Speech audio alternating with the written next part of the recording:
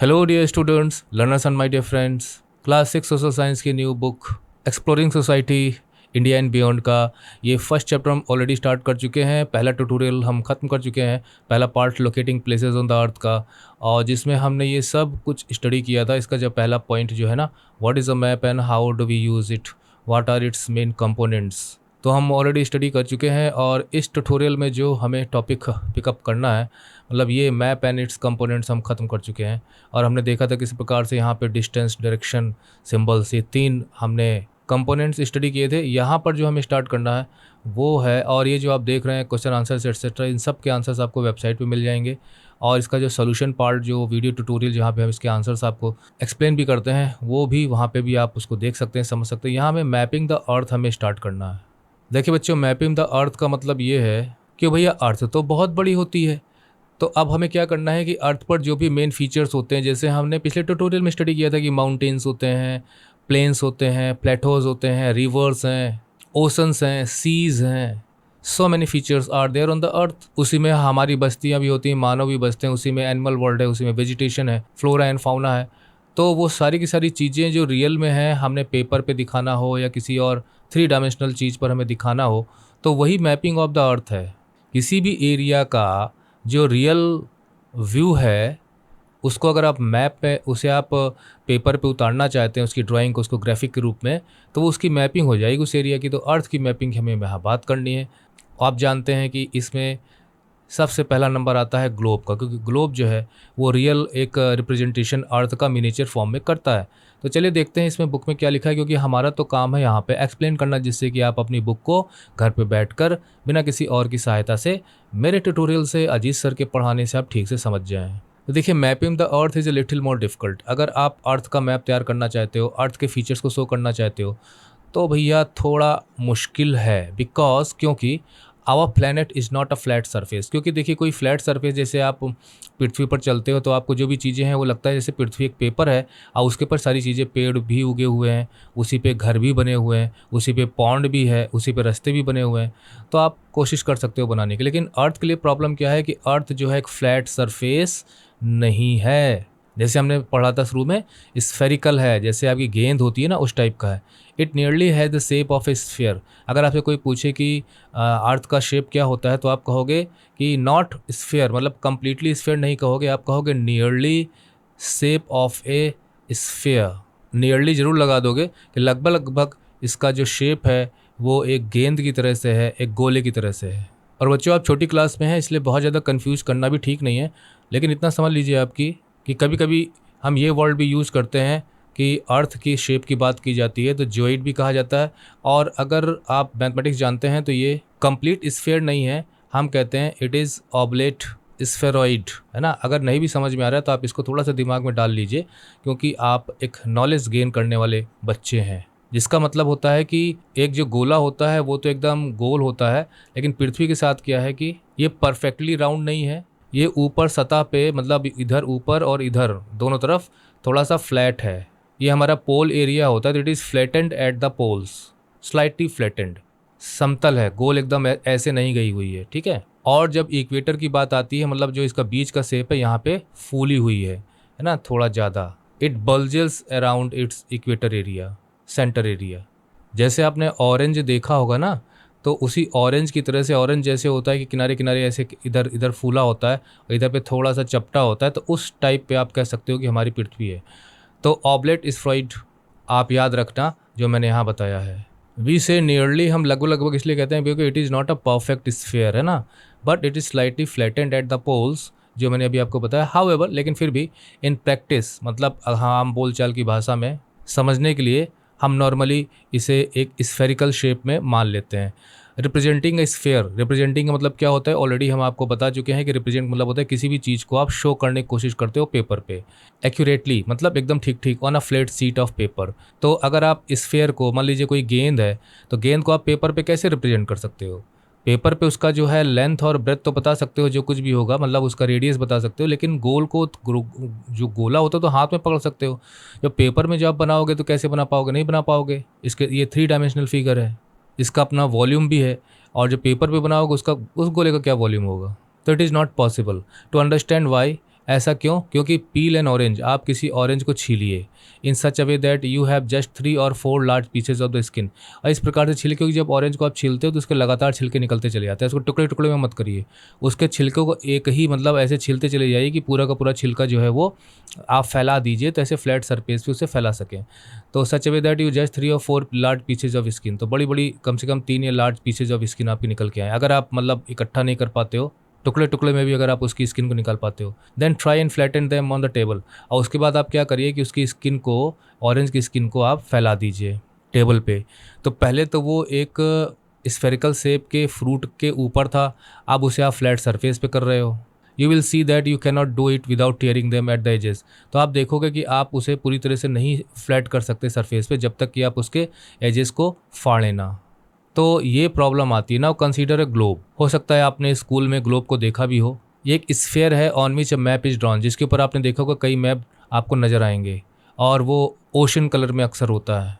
This may be a map of earth, the moon, the planet Mars, the stars and constellations in the sky.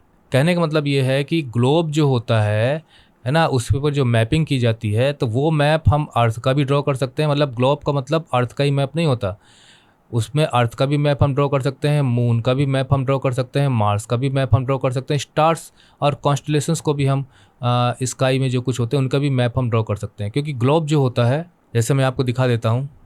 अब देखिए यहाँ पे ये globe है, ये भी ग्लोब है। बैलून वाले ग्लोब भी होते हैं कि आप उसे फुला दीजिए तो बड़ा होकर एकदम ग्लोब का शेप ले लेता है। तो ये जो है आपका टेरेस्ट्रियल भी हो सकता है, जहाँ पे हम अपनी जो लैंड फीचर्स हैं, मतलब पृथ्वी को शो करने की कोशिश करते हैं। और ये सेलेस्टियल भी हो सकता है, जहाँ पे हम आसमान में जो जो जो बॉडीज़ होती हैं उन्हें हम शो कर सकते हैं।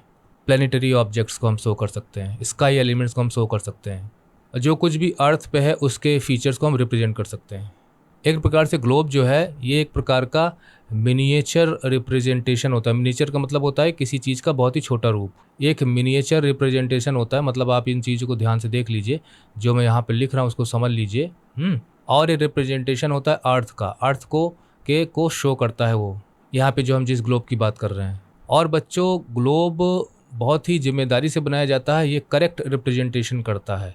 करेक्ट का मतलब एक्चुअल रिप्रेजेंटेशन को शो करता है।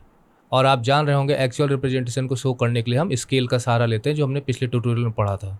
इसके फर्स्ट पार्ट में सबका लिंक वीडियो डिस्क्रिप्शन में मिल जाएगा। और जब हम करेक्ट रिप्रेजेंटेशन की बात करते हैं तो इसका शेप, यानी जो अर्थ का जो शेप होता है उसको शो करने की कोशिश होती है। एरिया मतलब कहीं का भी शेप, एरिया। डिस्टेंस जो अर्थ पे है ना, उसको, ये सब कुछ जो भी है एक प्रोपोर्शनेट रिप्रेजेंटेशन होता है। प्रोपोर्शनेट रिप्रेजेंटेशन का मतलब क्या समझे आप, कि जो एक्चुअल जो डिस्टेंस है, अगर ना भी समझ में आ रहा हो थोड़ा दिमाग लगाइए जो मैं बता रहा हूँ। जो एक्चुअल डिस्टेंस है, मान लीजिए आपके घर से स्कूल का डिस्टेंस 10 किलोमीटर है, तो अगर उसे मैप में शो करना होगा तो हम 10 किलोमीटर का पेपर लेके तो बनाएंगे नहीं। हम उसमें ज़रूर शो कर देंगे कि ये एच है, ये एस है, और इसके बीच में हमने मान लीजिए 1 सेंटीमीटर का डिस्टेंस रखा। तो 1 सेंटीमीटर का डिस्टेंस इक्वल टू हम स्केल में यहाँ पे हम शो कर देंगे इज़ इक्वल टू 10 किलोमीटर। तो ये है proportionate representation on the scale, मतलब distance on the map in proportion to the actual distance. तो मैप का 1 सेंटीमीटर और एक्चुअल डिस्टेंस 10 किलोमीटर दोनों इक्वल हैं। इस प्रकार से हम मैप में शो करते हैं। और आप इसमें ग्रिड होता है, ये सब हम बाद में आएंगे देखेंगे ना। देखिए जो कुछ भी इसमें लाइनें वगैरह खिंची हुई हैं, ऐसे भी हैं, ऐसे भी हैं, वो हम देखेंगे अभी। The physical object like the one shown in the drawing on the next page. Next page में कोई ड्राइंग है, जरा देखते हैं क्या ड्राइंग है। हाँ, यहाँ पे भी दिखाया गया है। देखिए बच्चे, ग्लोब है इनके पास, है ना। तो क्या बताया गया यहाँ पे कि द फिजिकल ऑब्जेक्ट मतलब जिसे आप अपने हाथ में ले सकें, छू सकें, देख सकें, टच कर सकें, शो कर सकें। The physical object like the one shown in the drawing the next page is a sphere. ये एक स्फीयर है that is generally made of metal. और जनरली ये मेटल का बना होता है, या प्लास्टिक का बना होता है, या कार्डबोर्ड का बना होता है। ये जो यहाँ पे ग्लोब दिखा रहे हैं इनका बना हो सकता है। Here we will study the globe representing the Earth's geography। हम यहाँ पे ग्लोब के, ऐसे ग्लोब के बारे में पढ़ेंगे जो अर्थ की ज्योग्राफी को रिप्रेजेंट करता है। मतलब हम सेलेस्टियल ऑब्जेक्ट्स, मून और स्टार्स को नहीं स्टडी करने चल रहे हैं, हम अर्थ के ग्लोब को स्टडी करने चल रहे हैं। Because the globe and the earth have the same spherical shape. क्योंकि ग्लोब का जो शेप होता है अर्थ का भी शेप होता है, दोनों का स्फेरिकल शेप होता है। मतलब आप जब भी ग्लोब ड्रॉ करोगे तो ग्लोब राउंड शेप में ही बनता है, चाहे वो आप सेलेस्टियल ऑब्जेक्ट्स को दिखाओ, स्टार्स मून्स को दिखाओ, चाहे अर्थ को दिखाओ। तो अर्थ से मैच करता है क्योंकि अर्थ का भी स्फेरिकल शेप होता है और ग्लोब का भी स्फेरिकल शेप होता है। Globe will better represent the geography of the earth than a flat map. तो अगर आप फ्लैट मैप में पूरा का पूरा मतलब अर्थ की ज्योग्राफी का मतलब अर्थ और उसके डिफरेंट फीचर्स को अगर आप रिप्रेजेंट करना चाहते हो फ्लैट में, तो उससे बेटर रिप्रेजेंटेशन अर्थ का ग्लोब पर होगा। तो यानी कहने का मतलब ये है कि a globe will better represent the geography of the earth than a flat map. Globe पर हम अच्छे ढंग से अर्थ के फीचर्स को, अर्थ को रिप्रेजेंट कर सकते हैं। Let us now explore some of its features. तो ग्लोब पर जो आप देखते हो तो मोटा मोटा क्या क्या आपको दिखाई देता है, उस पर लाइनें ज़रूर आपको दिखाई देती है, तो उनको हमको समझना है। और इसका सबसे पहला जो टॉपिक है वो है अंडरस्टैंडिंग कोऑर्डिनेट्स, यानी हमें समझने की कोशिश करनी है कि कोऑर्डिनेट्स क्या होते हैं। लेकिन आगे बढ़ने से पहले मैं थोड़ा सा आपको एक कंसेप्ट क्लियर कर दूं कि मान लीजिए एक ये लाइन आ रही है और एक ये लाइन आ रही है यहाँ से, और दोनों यहाँ पे मिलती हैं। तो जो इनका मीटिंग पॉइंट है ना, वो इस लाइन और इस लाइन के दोनों के कोऑर्डिनेट्स को शो करेगा। मतलब इस लाइन और इस लाइन का मीटिंग पॉइंट पे जो कोऑर्डिनेट्स बनेंगे उस कोऑर्डिनेट्स की हम बात कर रहे हैं। तो imagine a big market in a city. मान लीजिए आप शहर में हैं या टाउन में हैं और उसकी बड़ी मार्केट में जाना चाहते हैं। With neat rows of shops, वहाँ पे शॉप्स की रोज बनी हुई हैं, ऑल द सेम साइज, सारी की सारी सेम साइज़ की हैं। You want to meet a friend at a stationery shop, और इसी में एक स्टेशनरी शॉप है जहाँ पे किताब कॉपी पेंसिल वगैरह बिकती है। वहाँ पर अपने फ्रेंड से मिलना चाहते हैं। तो इनसाइड द मार्केट के अंदर, but your friend does not know where the shop is. लेकिन आपके जो फ्रेंड को पता नहीं कि वो शॉप कहाँ है। मतलब आप स्टेशनरी शॉप पे हो, मान लीजिए कि ये जो शॉप बनी हुई है ये स्टेशनरी शॉप है और आपका फ्रेंड कहीं पे है और आप उससे मिलना चाहते हो। सो यू वुड गिव डायरेक्शंस। तो आप क्या कहोगे कि ऐसे ऐसे सीधे ऐसे चले जाओ, फिर ऐसे मुड़ जाओ, फिर ऐसे आ जाओ, तो मुझ तक पहुंच जाओगे ना, डायरेक्शन दोगे आप। So you would give direction like meet me at 6 PM at 7 shop in the 5th row. तो आपने उसे बताया कि भाई 6 बजे मैं मार्केट में पहुंचूंगा और तुम आ जाना, और मार्केट में जो 7वीं दुकान है 5वीं रो में एंट्रेंस से, है ना। जैसे मान लीजिए यहाँ पे एंट्रेंस है, एंट्रेंस से घुसोगे और इसमें जो 1 2 ये और बना देता हूँ, 1 2 3 4 5th रो, है ना, ये 5th रो हो गई। और इसमें 7th शॉप, मान लीजिए 1 2 3 4 5 6 7th वाली शॉप पर मैं मिल जाऊँगा। तो अब वो बहुत आसानी से एंट्रेंस से निकलेगा, 5th रो देखेगा और उसके बाद 7th शॉप उसमें ले लेगा ना, सब में शॉप बनी हुई है अंदर। तो this will allow your friend to precisely, मतलब एकदम ठीक ठीक करेक्टली डिटर्मिन, मतलब पता लगाना, आपकी लोकेशन को पता लगा लेगा। तो देखिए उसका मूवमेंट कैसे बन रहा है, ऐसे बन रहा है, ऐसे बन रहा है, उसके बाद फिर यहाँ तक जा रहा है। इसके बाद हम चेस बोर्ड को लेते हैं। To record moves by advanced players. तो इसमें चेस बोर्ड में लोग खेलते हैं, आपने शतरंज खेलते हुए देखा होगा कि इसमें मतलब ये सारे की सारी जो गोटिकें होती हैं, इसमें राजा हो गया, उसका वजीर हो गया, है ना, घोड़ा हो गया, हाथी हो गया, है ना, इस टाइप से इसमें, और पैदल सिपाही हो गए सब के सब। तो ये आगे मूव करते हैं, चाल चलते हैं। और इनकी चाल कैसे होती है, ऐसे होगी या ऐसे होगी या ऐसे होगी, और कभी कभी ऐसे भी हो जाती है। ये चाल हर कोई नहीं चल सकता, और कुछ की चाल जो है ढाई होती है हमेशा, जैसे शायद घोड़ा ढाई चाल चलता है।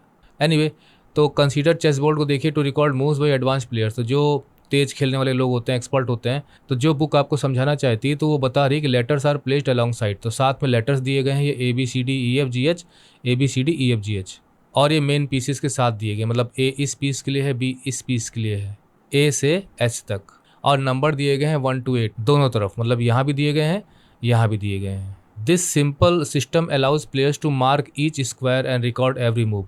तो इससे क्या होगा कि जो भी प्लेयर्स होता है वो बहुत आसानी से वो हर स्क्वायर को ठीक से समझ सकता है और अपने मूव को रिकॉर्ड कर सकता है कि मेरी चाल कैसी चल रही है। अगर मैं दूसरे को हराना चाहता हूं तो मुझे अपने रिकॉर्ड्स को ध्यान में रखना पड़ेगा, अपने मूवमेंट को ध्यान में रखना पड़ेगा, और सामने वाले का भी ध्यान रखना पड़ेगा। अब यहाँ पे दिया है हेयर ये जो यहाँ पे आके बैठा हुआ है, द वाइट साइड है जस्ट ओपन। तो यहाँ पे जो इधर वाला जो प्लेयर है उसने यहाँ वाला जो ये पहले यहाँ पे था, यहाँ से मूव कर दिया इसको। अब देखिए यहाँ पे इसने कितना मूव किया है, 1 2 प्लेसेस मूव किया है, मतलब 2 स्क्वायर वो मूव कर गया आगे। हेयर द वाइट साइड है just open the game by moving the queen's pawn. और ये रानी का प्यादा है, 4 रानी के और 4 राजा के, इन्हें हम प्यादा कहते हैं। तो वो 2 स्क्वायर्स फॉरवर्ड चला गया है ना, अ वेरी कॉमन ओपनिंग। अब भाई मैं तो शतरंज खेलता नहीं हूँ, लेकिन ये बताया जा रहा है कि ये बहुत ही कॉमन ओपनिंग होती है, लोग ऐसी शुरुआत करते हैं। So the pawn is set to have moved from D2 to D4। तो अब इस पर आप ध्यान दीजिए कि जो पॉन था वो D2 से D4 गया। देखिए पॉन यहाँ पे था, तो ये D यहाँ जाएगा और 2 से हम यहाँ मैच करेंगे। ध्यान दीजिए आप कि जो इसकी जो पोजीशन थी यहाँ पे, वो पोजीशन कैसी थी, D से यहाँ पे और 2 से यहाँ पे पोजीशन थी। अब वो यहाँ मूव कर गया, अब उसकी पोजीशन क्या हो गई, ये 4 अब आके यहाँ मिलेगा और ये रेखा लाइन ऐसे जाएगी। तो अब इसकी पोजीशन जो हो जाएगी वो हो जाएगी कि D2 से वो मूव कर गया D4। पहले उसकी पोजीशन जो थी वो D2 थी ये वाली, अब नई पोजीशन उसकी D4 हो गई। तो देखिए यहाँ पे 2 कोऑर्डिनेट्स बने, मतलब इस लाइन और इस लाइन से कोऑर्डिनेट्स बने और इस लाइन से कोऑर्डिनेट्स बने। यहाँ पे जो कोऑर्डिनेट बने हैं वो D4 बन रहे हैं और यहाँ पे जो कोऑर्डिनेट बन रहे हैं वो D2 बन रहे हैं। मतलब दोनों को आपको लिखना पड़ेगा, ये वाली लाइन जो है इसको लिखना पड़ेगा, इस वाली लाइन का भी आपको लिखना पड़ेगा। तो ये कोऑर्डिनेट मतलब दीज आर द कोऑर्डिनेट्स, ये कोऑर्डिनेट मीटिंग पॉइंट हैं। अगर आपको रिकॉर्ड रखना है कि मेरा मूवमेंट मेरे प्यादे का कैसे हो रहा है, तो यहाँ पे दिया है कि using the same terms write down your move if you play back and respond with the same move. अगर आप इस शतरंज के गेम को आगे बढ़ाना चाहते हैं तो उसके लिए है। तो अब ये गेम का कोई ना कोई सिस्टम तो बना मूवमेंट का, है ना, तभी तो गेम आगे चलेगा। बहुत ही फेमस है, ये भारत का गेम है। The system used in these 2 examples में be called a system of coordinates. तो यहाँ पे जो हमने सिस्टम यूज़ किया है एग्जाम्पल में, है ना, इस सिस्टम को हम सिस्टम ऑफ कोऑर्डिनेट्स कहते हैं। ये जो मूवमेंट हो रहा है D2 से D4, सिस्टम ऑफ कोऑर्डिनेट्स, इसको आपको याद रखना है। थैंक्स टू द 2 कोऑर्डिनेट्स, मतलब इन 2 कोऑर्डिनेट्स की बहुत बड़ी हेल्प है कि the stationery shop as well as the chess square on the chess board can be precisely determine. कि हम चाहे स्टेशनरी शॉप पे पहुंचना हो, चाहे हमें चेस स्क्वायर को हमें रिकॉर्ड करना हो, मूवमेंट को रिकॉर्ड करना हो, हम जो लोकेशन है उसे एकदम करेक्टली डिटरमिन कर सकते हैं, एकदम ठीक ठीक पता लगा सकते हैं लोकेशन का। जैसे मैंने यहाँ बताया कि अगर हमारे पास ये नंबर्स हैं और ये लेटर्स हैं तो हम किसी की भी जो लोकेशन को पता लगा सकते हैं। जैसे मान लीजिए कि ये कहाँ पे है, तो यहाँ से G तक आप जाइए, मतलब इसको लेके जाइए और यहाँ से 2 को लेके आइए। अगर ये यहाँ पहुँच जाता है तो हम कहेंगे कि पहले इसकी पोजीशन जो है, इसके जो इसकी ओरिजिनल पोजीशन का जो कोऑर्डिनेट था वो D1 था। अब इसका जो नया है वो H और 5, H5 इसके नए कोऑर्डिनेट्स हैं। कोऑर्डिनेट्स के लिए 2 कम से कम इस प्रकार की लाइंस का होना ज़रूरी है। अब वहाँ जो हमने देखा था कि वो 5th रो में पहुँचता है। पहले कौन सी रो में पहुँचता है, 1 रो, 2 रो, 3 रो, 4 रो, 5 रो, वो 5th रो में पहुँचता है। और यहाँ पे इसकी 1 2 3 4 5 6 7 7th दुकान है, तो फिर वो यहाँ पे पहुँचता है। अब देखिए यहाँ पे भी कोऑर्डिनेट बन रहे हैं। तो एक similar system of coordinates is use in the world of map. तो इस प्रकार से जब संसार का मैप हम ड्रॉ करते हैं तो यही कोऑर्डिनेट्स को हम यूज़ करते हैं, क्योंकि हमें जो कि मतलब कोई भी वर्ल्ड में अर्थ पे कोई भी लोकेशन अगर हमें पता करनी हो तो ये कोऑर्डिनेट्स हमारी मदद करेंगे। जैसे हम चेस बोर्ड में जो डिफरेंट पीसेस थे उनकी लोकेशन को डिटरमिन कर पा रहे थे, तो determine the location of any place, इसको आप बिल्कुल याद रखिए कि ये जो कोऑर्डिनेट्स की बात हो रही है ये करते क्या है वास्तव में। ये कोऑर्डिनेट्स हमें वर्ल्ड ऑफ मैप्स में, मतलब किसी भी मैप में या संसार के मैप में, ये हमें मदद करते हैं to determine the location of any place on a map. Let us see how this system works. तो अगर आपको अभी तक ना समझ में आया हो तो अब आपको समझ में आएगा, ठीक है। सबसे पहले है लेटिट्यूड्स, इनको हम अक्षांश भी कहते हैं हिंदी में, ठीक है। मेरी ये वीक है तो हो सकता है गलत लिख रहा हूँ। अक्षांश रेखाएं भी हम इन्हें कहते हैं। Let's return to the globe, it is easy to identify the north pole and the south pole. तो अब हम फिर से ग्लोब पर लौटते हैं और हम बहुत आसानी से उसका नॉर्थ पोल और उसका साउथ पोल हम देख सकते हैं, मतलब north pole south pole. Rotate the globe, globe को आप रोटेट करिए। वेल इट रोटेट्स, जब वो रोटेट कर रहा होता है the fixed point at the top and bottom are the 2 poles. तो आप देखेंगे कि ग्लोब की जो भी रोटेशन है उसमें जो टॉप मोस्ट जो नॉर्थ पोल साउथ पोल होते हैं वो अपनी जगह ही रहते हैं, बाकी चीज़ें मूव कर जाती हैं। ठीक आपके साइकिल के पहिए की तरह है ना, पहिए में जो उसका बीच का जो हिस्सा होता है, धुरी होती है जिस पे स्पोक्स आके टिकती हैं, है ना, वो अपनी जगह घूमता रहता है। बाकी सब पूरा टायर पे, है ना, अगर आपने कोई मार्क किया होगा तो मूव कर जाएगा आगे, पर ये अपनी जगह रहता है। तो half A between them is the equator, उनके बीच में इक्वेटर है।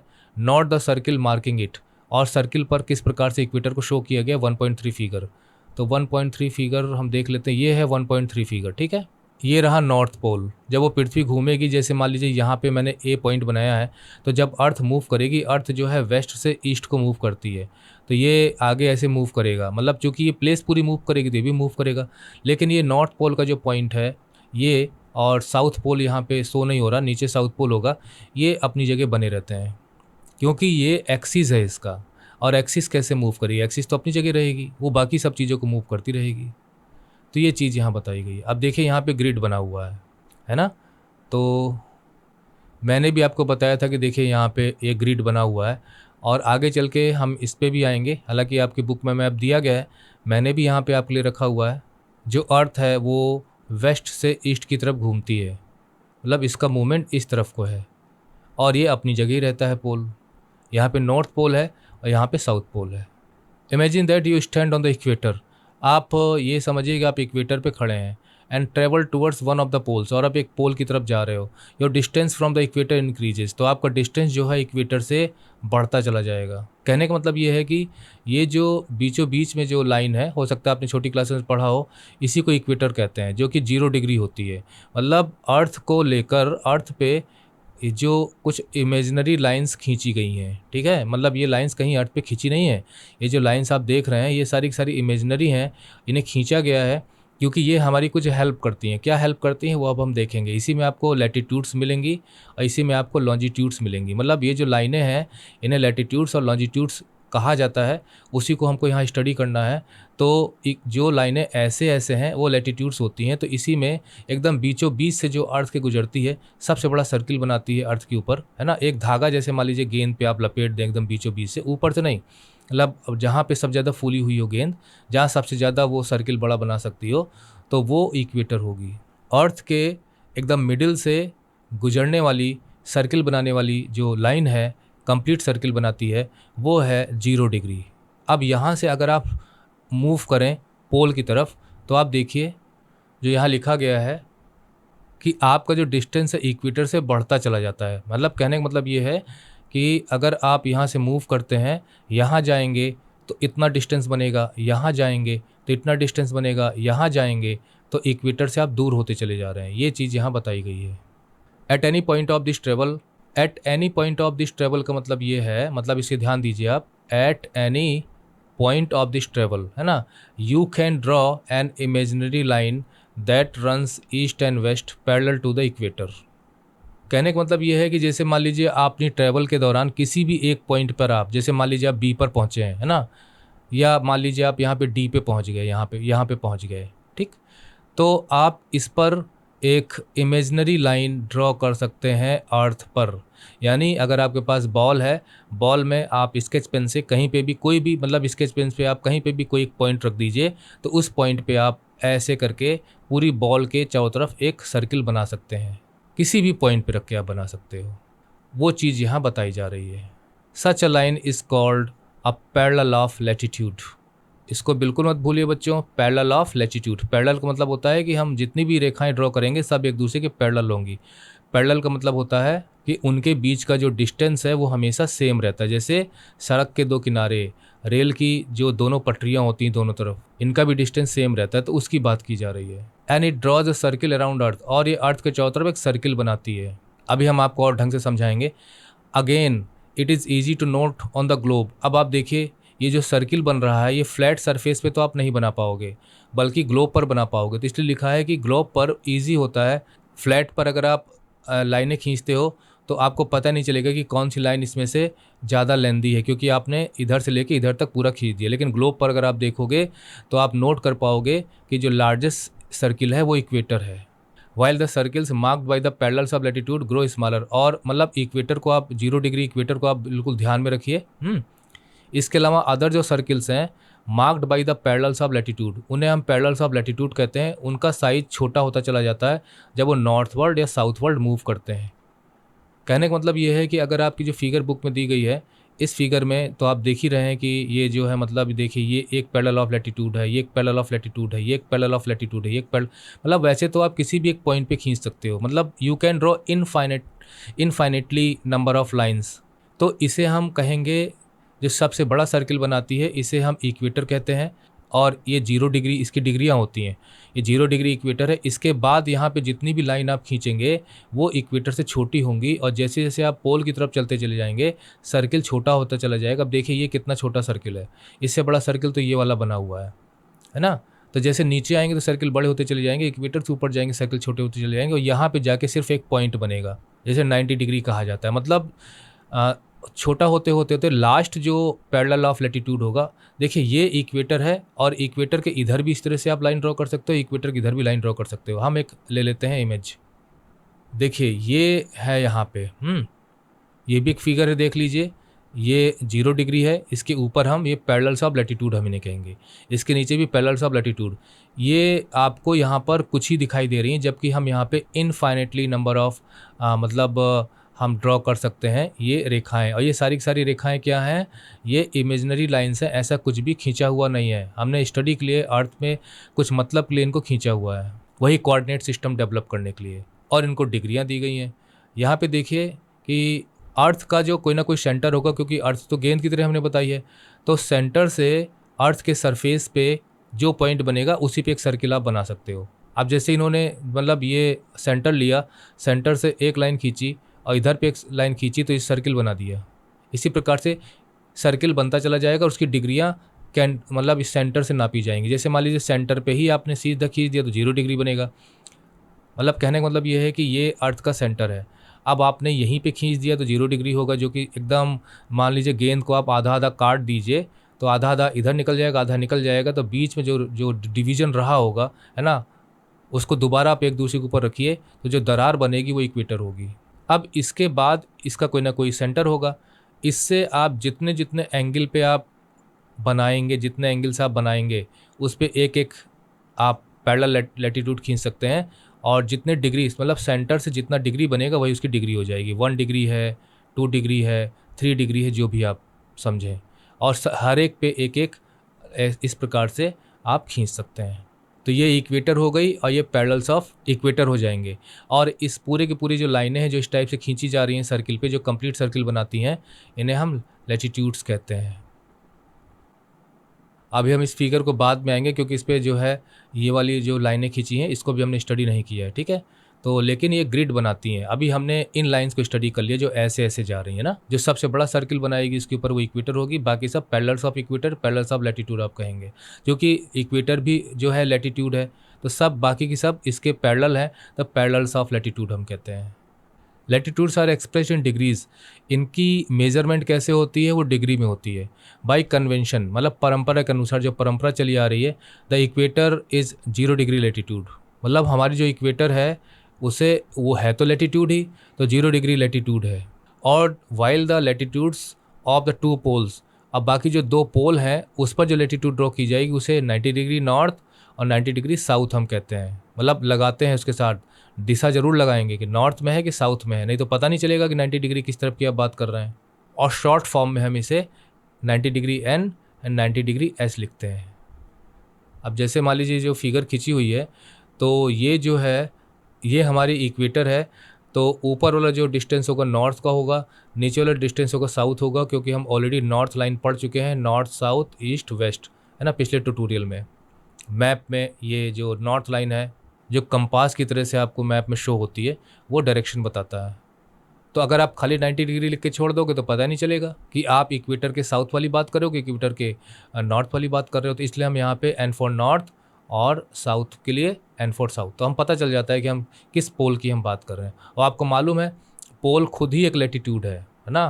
पोल पर खुद ही एक लैटिट्यूड होती है जो कि इतनी छोटी होती है कि सिर्फ एक पॉइंट की तरह नज़र आती है। मतलब ये जो ब्लैक पॉइंट है, it is also a circle, लेकिन वो सिर्फ पॉइंट के रूप में है, तो वो पोल बन जाता है 90 डिग्री का। अब ये हमारी हेल्प कैसे करते हैं? There is a connection between latitude and climate. पहली बात तो है कि लैटिट्यूड्स क्लाइमेट में जानने में हमारी हेल्प करती हैं कि अर्थ पर कोई लोकेशन है और वहाँ पे कौन सी लैटिट्यूड गुजर रही है, तो वहाँ का क्लाइमेट कैसे हो सकता है, ये हमें पता चलता है। कहने का मतलब ये है कि अगर कोई व्यक्ति इस लैटिट्यूड पे रह रहा है, अब कोई व्यक्ति इस लैटिट्यूड पे रह रहा है, मतलब ये ए हो गया और ये बी हो गया, तो ये तो इक्वेटर के आसपास है और इक्वेटर से बहुत दूर है। तो अगर हम बस इतना बता दें कि भाई बी जो है वो जिस लैटिट्यूड पे है वो इक्वेटर के आसपास है और ए जो है वो इक्वेटर से बहुत दूर है, बल्कि पोल के पास है, तो हमें पता चल जाएगा कि यहाँ की क्लाइमेट और यहाँ की क्लाइमेट डिफरेंट होगी। और ये सिर्फ हमें इसलिए पता चल पा रहा है क्योंकि हम बता रहे हैं कि डिफरेंट लैटिट्यूड्स पे हैं। कहाँ पे हैं? डिफरेंट लैटिट्यूड्स पे। तो लैटिट्यूड्स क्लाइमेट जानने में भी लोकेशन की हेल्प करती हैं। Around the equator the climate is generally hot, क्योंकि इक्वेटर के आसपास जो है क्लाइमेट हॉट होता है और इसे हम टॉरिड भी कहते हैं। अभी मैं आपको बता दूंगा ये सबके। टॉरिड मतलब जहाँ पे गर्मी बहुत ज़्यादा पड़ती है। As you travel away from the equator, equator से अगर आप ट्रैवल करते हो, मतलब इक्वेटर 0 डिग्री है, ट्रैवल ऊपर करते हो, ट्रैवल नीचे करते हो पोल की तरफ, मतलब नॉर्थ पोल की तरफ जाते हो या साउथ पोल की तरफ जाते हो, इक्वेटर से दूर जा रहे हो। In other words your latitude increases, यानी आपका लैटिट्यूड बढ़ रहा है। इंक्रीजेज का मतलब होता है कि पहले आप 0 डिग्री पे थे, फिर 10 पे, 20 पे, 30 पे, तो ये डिग्रीज में लैटिट्यूड्स बढ़ रही हैं। The climate becomes more moderate, तो क्लाइमेट जो है थोड़ा सा मॉडरेट हो जाता है। मॉडरेट मतलब होता है कि ना ज़्यादा गर्मी ना ज़्यादा ठंडी, इसे हम टेम्परेट भी कहते हैं। And closer to the north, और अगर आप नॉर्थ और साउथ पोल के क्लोज पहुंच जाते हो तो क्लाइमेट जो है वो ठंडा हो जाता है, जिसे हम फ्रिजिड कहते हैं। तो इसमें हमने 3 पढ़े।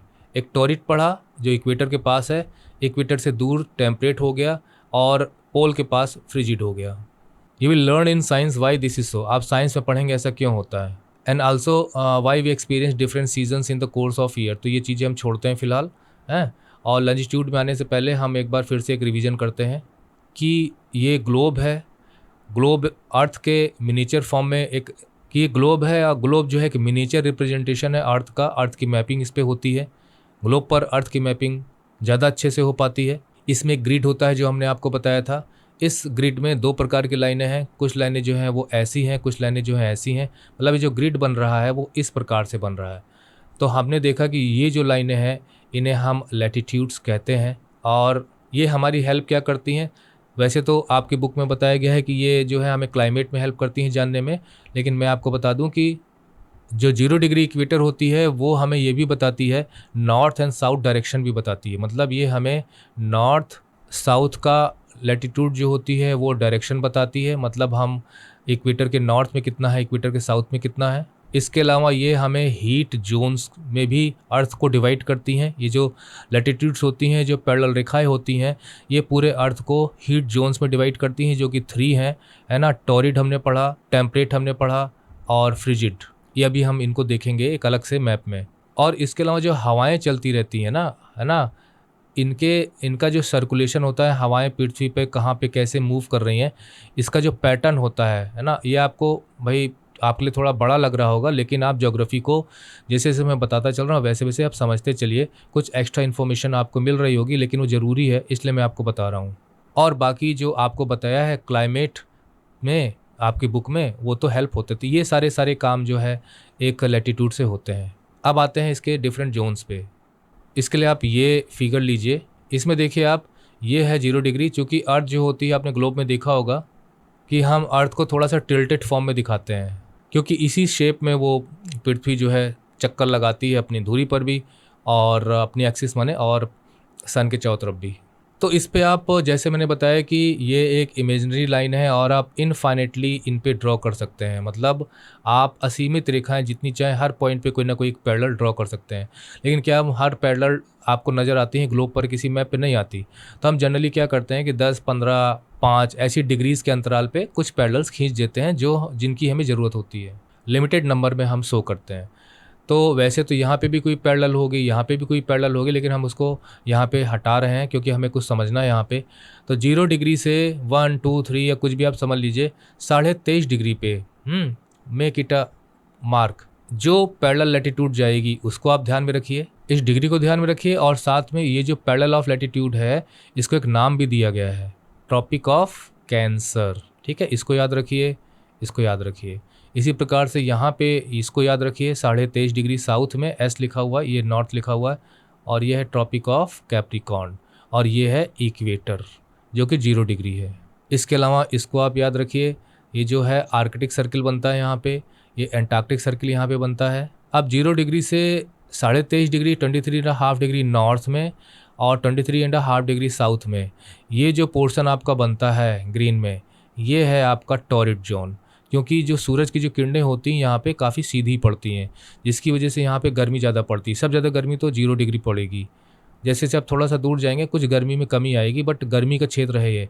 यहाँ का जो क्लाइमेट है वो हॉट है। हमारा जो इंडिया है अपना देश भारत, वो इधर भी पड़ता है, मतलब इस क्षेत्र में भी पड़ता है और इसमें भी पड़ता है। मतलब हमारा जो नीचे वाला पोर्शन है वो इसमें पड़ जाता है, तो इसलिए साउथ में बड़ी गर्मी पड़ती है। इसके बाद जब हम ऊपर जाते हैं तो 23.5 डिग्री से 66.5 डिग्री, मतलब 23.5 से 66.5 डिग्री नॉर्थ में, ये जो पोर्शन आप देख रहे हैं ये है टेम्परेट जोन का। ठीक है, ये इसे हम उष्ण कटिबंध कहते हैं हिंदी में, और इसे हम शीतोष्ण कटिबंध कहते हैं। शीतोष्ण कटिबंध कहते हैं। कटिबंध मतलब जोन, ठीक है। और ये है आपका पोल के नज़दीक, जितना मैंने 66.5 डिग्री से ऊपर जो है पोल तक, ये फ्रिजिड जोन हो जाता है। इसे हम कहते हैं शीत कटिबंध। यहाँ पे बहुत ठंडी पड़ती है, शीत जोन मतलब फ्रिजिड जोन। बच्चों ये जो है आपका, ये जो पोर्शन है यहाँ से लेके यहाँ तक का, है ना, तो अर्थ की सीधी किरणें यहाँ पे हमेशा पड़ती रहती हैं, लेकिन यहाँ पे स्लैंट होती चली जाती हैं। अर्थ की जो किरणें हैं स्लैंट, लेकिन ये जो पोर्शन है इसमें सूरज कम से कम साल में एक आध दिन जरूर ओवरहेड चमकता है, एकदम 12 बजे एकदम ऊपर, सिर के ऊपर। अब मैं थोड़ा सा एक्स्ट्रा इन्फॉर्मेशन दे दूं, इस साल में जब 21 जून का दिन आता है ना, कहीं कहीं पे आपको 22 जून मिलेगा, तो ट्रॉपिक ऑफ कैंसर पे यहाँ पे सूरज एकदम ऊपर हमारे सिर के हेड पर होता है 12 बजे, अगर हम वहाँ दोपहर में खड़े हों तो। और वो सबसे बड़ा दिन भी होता है, मतलब लॉन्गेस्ट आवर वाला डे। इसी प्रकार से जो कैप्रिकॉन होता है, यहाँ पे 22 दिसंबर को जो सन एक बार ओवरहेड होता है, तो जो मतलब बच्चों आप जानते हैं ना कि ये इक्वेटर जो होती है, इसके ऊपर वाला जो पूरा का पूरा पोर्शन है उसे नदर्न हेमिस्फीयर कहते हैं। इतना तो आप जानते होंगे। इसे हम सदर्न हेमिस्फीयर करते हैं, यानी हिंदी में उत्तरी गोलार्ध, और इसको दक्षिणी गोलार्ध। तो ये साउथ में जो कंट्रीज़ हैं वहाँ पर, अब बच्चों जब नॉर्थ में जब ठंड होती है तो यहाँ पे गर्मी होती है, और जब यहाँ पे गर्मी होती है तो वहाँ पे ठंडी होती है। आप इतना याद रखिएगा। जितने जितने ज़्यादा से ज़्यादा जो हमारा कॉन्टिनेंटल पार्ट है, मतलब जो देश है ज़्यादातर, वो पड़ते हैं नॉर्थ में, है ना। साउथ में जो ऑस्ट्रेलिया जो यहाँ पे है, तो अगर हमारे यहाँ गर्मी होगी तो यहाँ ठंडी होगी, यहाँ ठंडी होगी तो यहाँ गर्मी होगी। तो कहने का मतलब ये कि 22 दिसंबर में सन ओवरहेड होता है, और यहाँ पे जो कंट्रीज़ होंगी वहाँ पे लॉन्गेस्ट आवर का डे होगा, खूब गर्मी का समय होगा वो, और हमारे यहाँ खूब ठंडी का समय होगा। और जब हमारे यहाँ 21 जून को जब सन ओवरहेड होगा तो हमारे यहाँ खूब गर्मी का समय होगा, और यहाँ पे ठंडी का समय होगा यहाँ पे। तो ऐसे ही है भाई, ज्योग्राफी बड़ी इंटरेस्टिंग है। तो तीनों जोन मेरा बताना काम था, वो आपने पढ़ लिया। इसके अलावा हमने क्या जानकारी ली, नहीं भी ली तो हमें पता होना चाहिए कि जो ये जो पैरेलल्स ऑफ लैटिट्यूड्स हैं, ये सेंटर ऑफ द अर्थ से सरफेस ऑफ द अर्थ जो एक एंगुलर डिस्टेंस बनता है, उसी से उनकी डिग्रीज बनती है। इक्वेटर जो है वो अर्थ को डिवाइड्स इनटू 2 पार्ट्स। इक्वेटर जो होती है वो पूरी तरह से 2 पार्ट्स में डिवाइड कर देती है अर्थ को, है ना। और 2 पार्ट्स हैं, वो है, एक है हमारा नदर्न हेमिस्फीयर जिसे हम कहते हैं उत्तरी गोलार्ध, नदर्न हेमिस्फीयर क्योंकि वो आधा हो जाता है ना, और सदर्न हेमिस्फीयर जिसे हम कहते हैं हिंदी में दक्षिणी गोलार्ध। तो 2 भागों में वो डिवाइड करती है। जैसे आप गोला आप काट दीजिए बॉल को, तो एक आपका ये हाथ ऊपर वाला जो है नॉर्थ का हो जाएगा, साउथ का होगा। 2 गोलार्ध में डिवाइड करती है। जो हमारे पोल्स हैं वो भी हमारे 2 हैं, है ना। एक हमारा जो है वो नॉर्थ पोल है, और एक हमारा जो है वो साउथ पोल है। यानी जो 90 डिग्री लैटिट्यूड है वो एक पोल है, और 90 डिग्री लैटिट्यूड यहाँ है वो एक पोल है। पोल भी अपने आप में एक लैटिट्यूड ही है, पैरेलल ऑफ लैटिट्यूड। इक्वेटर होती है, बाकी सबको हम पैरेलल ऑफ लैटिट्यूड करते हैं। उसी में हमने topic of cancer, topic of Capricorn अभी हमने देखा था। इसके अलावा हमने देखा था कि जो साइज है वो डिक्रीज़ होता चला जाता है जब हम पोल की तरफ जाते हैं, मतलब हमारा डिस्टेंस इक्वेटर से चेंज होता है। तो इक्वेटर जो सर्किल होता, मतलब तो जो सर्किल है वो छोटा होता चला जाता है। जैसे आप देख रहे हैं ना, यहाँ पे इक्वेटर सबसे बड़ा सर्किल है, उसके बाद सर्किल यहाँ पे छोटे होते चले जाएंगे। तो स्मॉलर जो हमारी लैटिट्यूड्स होती चली जाती हैं, ठीक है, ये यहाँ पे पढ़ना है। दूसरी चीज़ जो मैं ऐसी ही आपको बता दे रहा हूँ कि एक जो पैरेलल ऑफ लैटिट्यूड से दूसरे पैरेलल ऑफ लैटिट्यूड के बीच में कितना डिफरेंस होता है, मतलब कितने किलोमीटर का डिफरेंस होता है। मतलब कहने का मतलब ये है कि distance between any 2 latitudes is equal to 111 km। 111 kilometre किन्हीं भी 2 लैटिट्यूड के बीच का डिफरेंस बनता है। तो किन्हीं भी 2 लैटिट्यूड, चाहे किन्हीं भी 2 लैटिट्यूड के बीच का जो डिस्टेंस है वो 111 किलोमीटर बनता है। और इसके दोनों के बीच का जो डिस्टेंस है, जो रीजन है ये पूरा का पूरा, या ये पूरा, इसको एक नाम भी दिया जाता है जिसको कहा जाता है मेखला। ओके, अब बात आती है जो आपके दिमाग में आ रहा होगा कि इसमें जब डिग्रीज़ की बात आती है तो 1 डिग्री से लेकर 90 डिग्री तक ही तो आप कर सकते हो, है ना। मतलब अगर आप एंगल बनाओगे हाथ से तो ऐसे जाएगा, और फिर इधर वाले एंगल स्टार्ट हो जाएंगे, है ना। तो 90 डिग्री इधर से, 90 डिग्री इधर से। अगर आप कंप्लीट सर्किल की बात करें तो 90 डिग्री मैक्सिमम। तो कहने का मतलब ये है कि कुल कितनी मतलब टोटल डिग्रीज़, अगर हम डिग्रीज़ के हिसाब से लैटिट्यूड्स की, पैरेलल्स की हम बात करें तो कुल कितनी पैरेलल्स ड्रॉ की जाती हैं, तो वो है 179। कैसे 179 बना मैं बताता हूँ आपको। देखिए, एक तो हो गई 0 डिग्री, इसके ऊपर धीरे धीरे करके 90 डिग्रीज़ नॉर्थ में, इसके नीचे धीरे धीरे करके 90 डिग्रीज़ साउथ में, तो 90 प्लस 90 प्लस 1, तो ये हो गई कुल मिला के 181। लेकिन जो पोल्स पे जो हमारी लैटिट्यूड होती है वो वास्तव में उसमें कुछ भी गोलापन होता नहीं, सिर्फ एक पॉइंट है, तो हम उसे एक पॉइंट मान लेते हैं, उसे हम एक सर्किल नहीं मानते हैं। तो एक नॉर्थ पोल का गायब करेंगे, एक साउथ पोल का गायब करेंगे, तो इसमें से 2 घटा देंगे, तो कुल मिला के 179 सर्किल्स आप कह सकते हो पैरेलल्स ऑफ लैटिट्यूड यहाँ पे ड्रॉ की जाती हैं, लाइंस इसकी इक्विट। और जो भी हमने ये फिगर आपको दिखाई थी, ज़रा बताइए इसमें सबसे ज़्यादा एरिया कौन कवर कर रहा है? ये वाला हरा कलर कवर कर रहा है, ये कर रहा है ग्रे कवर। सबसे ज़्यादा ये जो टेम्परेट जोन वाला जो है, ये वाला कलर है, ये 52% लगभग पृथ्वी पे टेम्परेट जोन का एरिया है। सबसे कम इसका है, ये सिर्फ 8.25% है। और अगर हम यहाँ पे बात करें जो हमारा Tropic of Cancer, Tropic of Capricorn के बीच का टोरिड जोन का एरिया है, तो ये है लगभग 39.8%। और मैं जहाँ रहता हूँ भैया वो तो टेम्परेट जोन में पड़ता है। और ट्रॉपिक ऑफ कैंसर लगभग हमारे देश के बीचों बीच से गुजरती है। वो हम जब टाइम जोन्स के बारे में स्टडी करेंगे तो वहाँ मैप में हम देखेंगे, या मैं आपको अभी दिखा देता हूँ। ये देखिए, ये जो ट्रॉपिक ऑफ कैंसर है 23.5 डिग्री है ना, ये हमारे देश के लगभग बीचों बीच से गुजरता है। आप समझिए आपकी 23.5 डिग्री के ऊपर वाला हमारा जो इतना पोर्शन है ये हमारा टेम्परेट जोन में आएगा, और इतना जो पोर्शन है हमारा ये टोरिड जोन में आएगा। तो इंडिया जो है टोरिड टेम्परेट दोनों जोन में है। सब ज़्यादा गर्मी यहाँ पड़ेगी, कम होते होते तो यहाँ कम होगी, इससे कम यहाँ होगी, और सबसे कम यहाँ होगी। तो ये मैप किसी और मकसद के लिए है, वहाँ हम इसको स्टडी करेंगे। तो इसको हम फिलहाल मिटा देते हैं, क्लीन कर देते हैं, नहीं तो रह जाएगा। तो हमने काफ़ी ज़्यादा जानकारी लैटिट्यूड्स के बारे में करी ली है। इस मैप को भी हमने यूज़ किया यहाँ पे कि किस प्रकार से यहाँ पे आप इक्वेटर जो सबसे बड़ा सर्किल लाल लाल दिखाया गया है ना ये, और इसी में चूँकि अभी हमें लॉन्जिट्यूड भी पढ़ना है तो उसके लिए भी हम इसे यूज़ करेंगे। आगे है आपका लॉन्जिट्यूड्स, तो इसके लिए हम छोड़ते हैं आपका अगला पार्ट ट्यूटोरियल का। इसमें हम लॉन्जिट्यूड्स को पढ़ेंगे, इसके बारे में जानेंगे, और उसी ट्यूटोरियल में हम लॉन्जिट्यूड्स और लैटिट्यूड्स का एक कंपैरिजन भी करेंगे। और उसी ट्यूटोरियल में इस चैप्टर का जो थर्ड ट्यूटोरियल होगा उसी में हम आपको प्लेस भी लोकेट करके दिखाएंगे, जो हम कोऑर्डिनेट्स पढ़ रहे हैं ना वो। तो इस ट्यूटोरियल यहीं खत्म करते हैं, अगले ट्यूटोरियल में फिर मुलाकात होगी। तब तक के लिए bye bye, study well and take care.